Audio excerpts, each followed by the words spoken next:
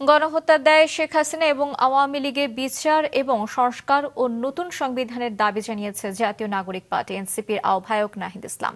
আজ নেত্রকোনায় জুলাই পদযাত্রার পথসভায় এ দাবি জানান তিনি।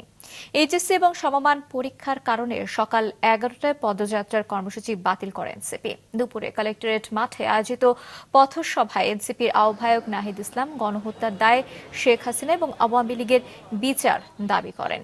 নতুন দেশ গড়তে বিচার, সংস্কার এবং নতুন সংবিধানের প্রয়োজনীয়তার কথাও বলেন নাহিদ। বলেন, সংস্কার এবং নতুন সংবিধান না হলে বারবার ফ্যাসিবাদ ফিরে আসবে।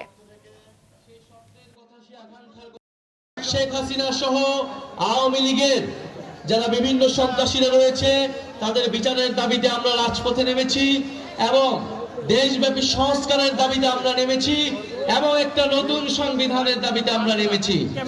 এই নতুন সংবিধানের জন্য আমাদের একটি গণপরিষদ নির্বাচন লাগবে।